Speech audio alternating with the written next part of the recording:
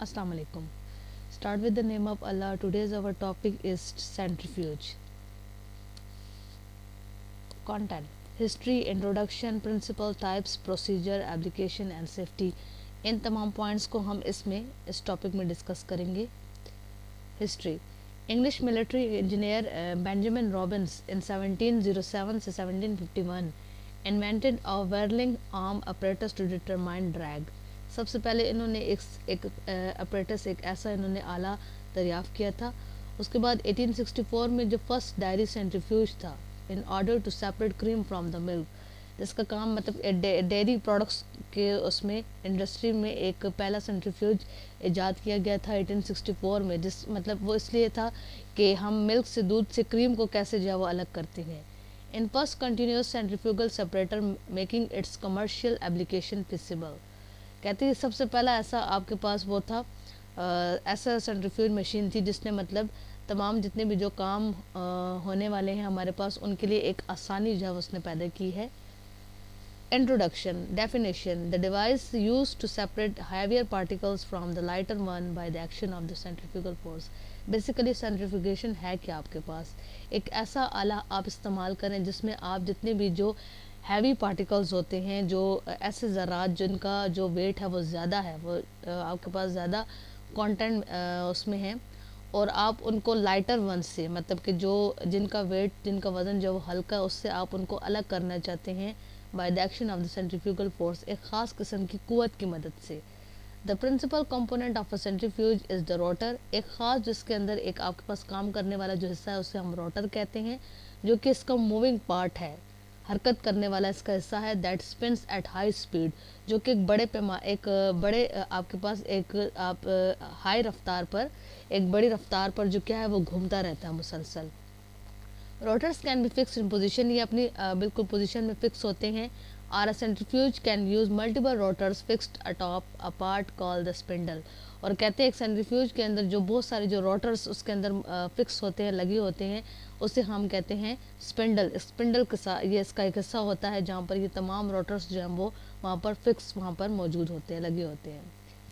Centrifugal force क्या है आपके पास, कहते हैं एक ऐसी फोर्स है that is arising from the body's inertia. जो बॉडी का इनर्शिया होता है उससे ये अराइज, उससे निकलती है ये कुव्वत. Which to act on a body moving in a circular path, जो कि एक बॉडी के ऊपर अप्लाई होती है कि वो अपने आप को क्या करे, एक सर्कुलर पाथ में, एक जो गोल दायरे की फॉर्म में एक जो रास्ता बना हुआ है उसमें वो अपनी जो हरकत करवा सके. And is directed away from the centre, और ये सेंटर जो मिड पॉइंट होता है उससे बड़ी दूर होती है. With the body is moving, जहाँ पर एक बॉडी जो है वो अपनी जो है वो हरकत करती रहती है. मतलब ये एक आपके पास एक बॉडी है यहाँ पर मौजूद है.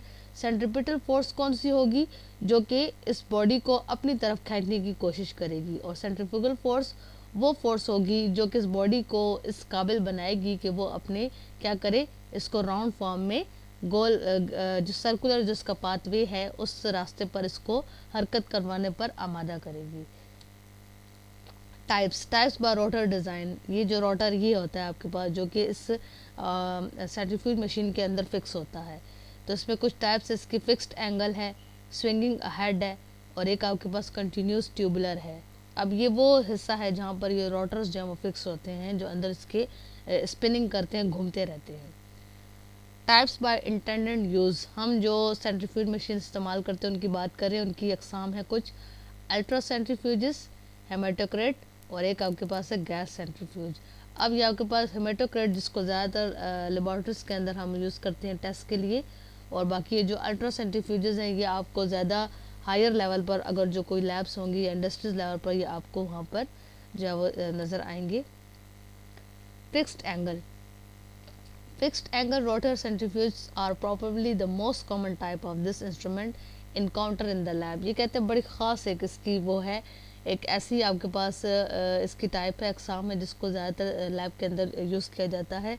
This centrifuge in which tube sit in a fix and angle position. इसमें इस सेंट्रीफ्यूज के अंदर इन ट्यूब्स को एक ख़ास एंगल पर जब वो रखा जाता है. And are use in differential centrifugation protocols, और उनको मुख्तलिफ मतलब एक तरीक़ाकार से सेंट्रीफ्यूज मशीन के अंदर इनको जो है इस्तेमाल किया जाता है.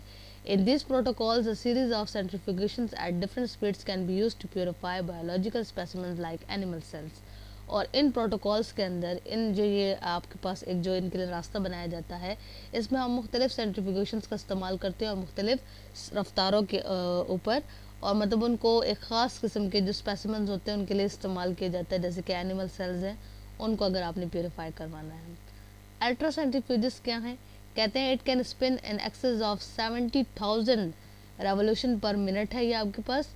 ये एक ऐसी मशीन है जो कि स्पिनिंग करती है, हरकत करती है इतनी स्पीड पर, इतनी रफ्तार पर, which makes it well situated for the isolation of small particles. और ये हम मतलब उन छोटे छोटे ज़रात को अलग करने के लिए इस्तेमाल कर लेते हैं, जैसे कि डीएनए है आपके पास या वायरसेस हैं उनके लिए। सेंट्रीफ्यूज ट्यूब्स कौन कौन सी होती है आपके पास? एक होता है glass centrifuge tubes, can be use with most solvents but tend to be more expensive. इनको बहुत सारे कहते हैं लिक्विड चीज़ों के लिए हम इस्तेमाल कर सकते हैं, लेकिन ये बड़ी एक्सपेंसिव होती हैं, बड़ी महंगी होती हैं।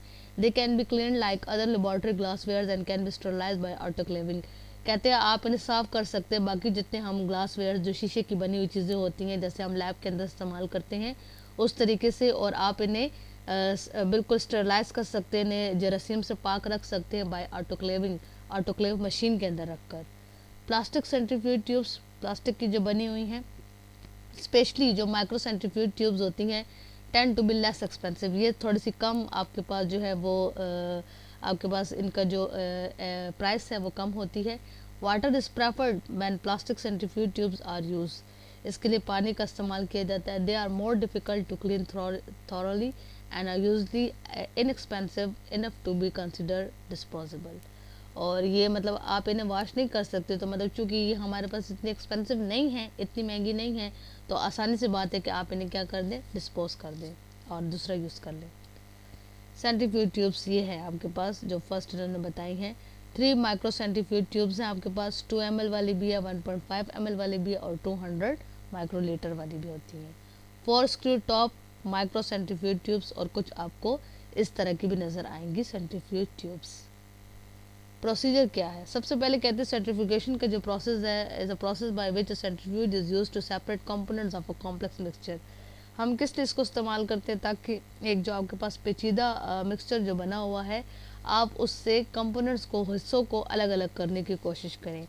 Bye spinning laboratory samples at very high speed, आप लैब के अंदर जितने भी जो सैंपल्स हैं आप उनको घुमाना चाहते हैं एक हाई स्पीड पर, एक बड़ी रफ्तार पर।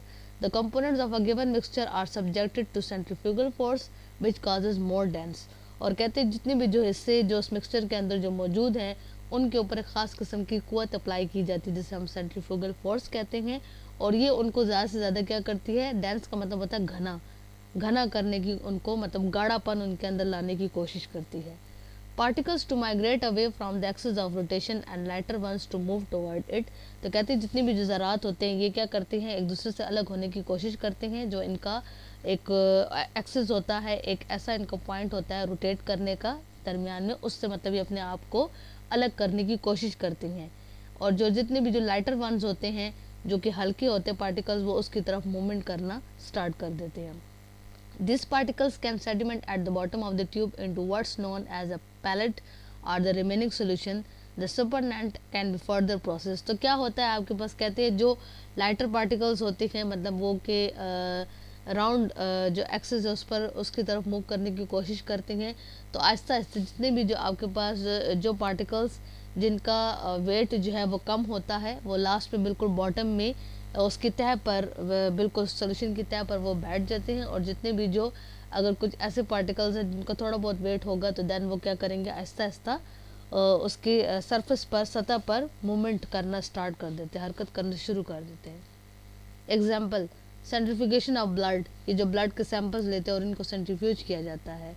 कहते हैं centrifuge separates out blood components bye there various densities. कहते तो क्या करता है, उस सेंट्रीफ्यूज मशीन उस ब्लड के कंपोनेंट्स को, उसके हिस्सों को निकालता है उसकी मुख्तलिफ डेंसिटीज़ की मदद से, जो उनके मतलब एक उनका जो एरिया जो उन्होंने कवर किया होता है उसकी मदद से।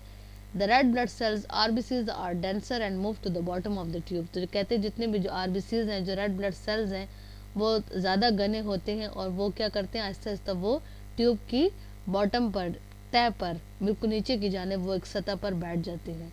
The plasma fraction is the least dense and will float at the top layer. और जबकि जो प्लाज्मा है, जो बाकी जो रिमेनिंग लिक्विड होता है गाढ़ा सा आपके पास, कहते हैं वो क्या होता है, वो कम घना होता है और वो क्या होता है, वो आहिस्ता आहिस्ता उसकी टॉप लेयर पर, उसकी सरफेस के ऊपर जो है वो तैरता रहता है।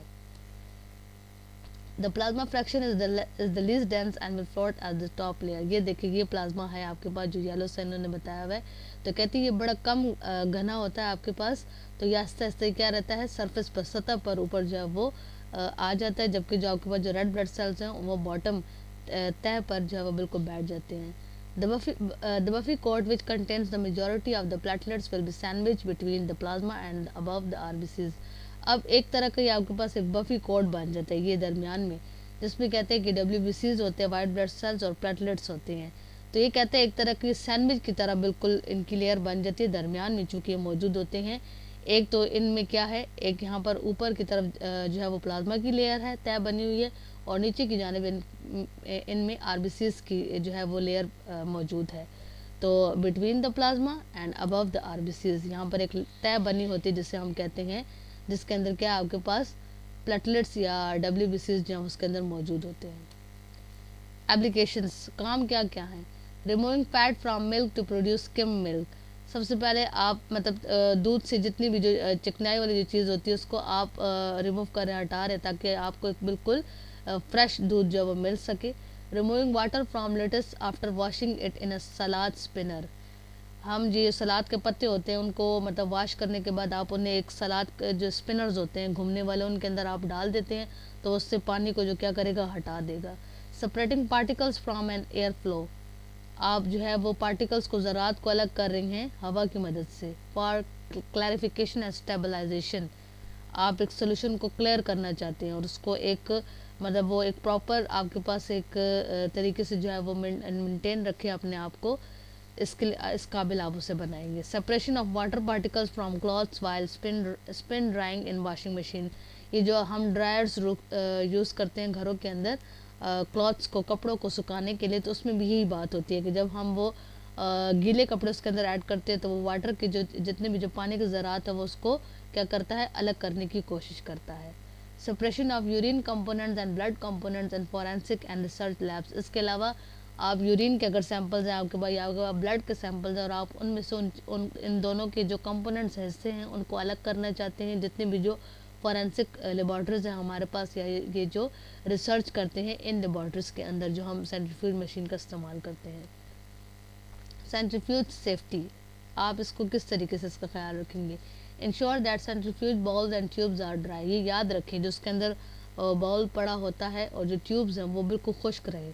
Ensure that the spindle is clean, वो जो घूमने वाला जो उसके अंदर रोटर है, मतलब जिसके अंदर ट्यूब्स आप इसके अंदर एडजस्ट करते हैं, वो बिल्कुल साफ रहे। Ensure that the rotor is properly settled on the drive shaft. आप ये भी याद रखें कि जो रोटर है जो अंदर घूमने वाला है वो बिल्कुल अपनी फिक्स पोजीशन पर वहाँ पर मौजूद हो। Make sure that tubes or containers are properly balance in the rotor. और ये भी याद रखें जो ट्यूब्स आपने ऐड किए हैं, जो कंटेनर्स आपने रखे हैं, वो बिल्कुल बैलेंस हो उस रोटर के अंदर जहाँ वो दरमियान से वो घूमेंगे, मतलब वो बिल्कुल बैलेंस हो, इक्वली बैलेंस्ड, एक आपके पास तवाज़ुन उनके अंदर मौजूद हो। Do not exceed the rotors maximum run speed. जितनी उसकी एक आपके पास दरमियानी स्पीड है, रफ्तार है, उससे ज़्यादा उसको नहीं करना आपने। Close the centrifuge lid during operation. कोशिश करें कि जब आप इसको इस्तेमाल कर रहे हैं, इसको चला रहे हैं, तो इसका जो लिड है, जो ढक्कन है, वो बिल्कुल बंद रहे। Make sure that the centrifuge is operating normally before living the area. और ये याद रखें कि आप सेंट्रीफ्यूज को जो है वो सही प्रॉपर तरीके से उसको चलाएं इससे पहले कि आप जो है वो उस जगह को छोड़ें। Make sure that the rotor has come to a complete stop before opening the lid. और ये भी याद रखें कि ढक्कन खोलने से पहले पहले आपको ये बात याद रहे कि जो रोटर है वहाँ पर जो घूम रहा था, जो स्पिनर वो जो स्पिनिंग कर रहा था, जिसके अंदर आपने ट्यूब्स को रखा था, वो बिल्कुल आपके पास कम्प्लीटली जब तक रुकेगा नहीं उससे पहले आपने जो लिड है वो ढक्कन है उसको नहीं उठाना। ये याद रखना है आपने। तो आपका जो लेक्चर है वो इसी पॉइंट्स पर है। Thank you.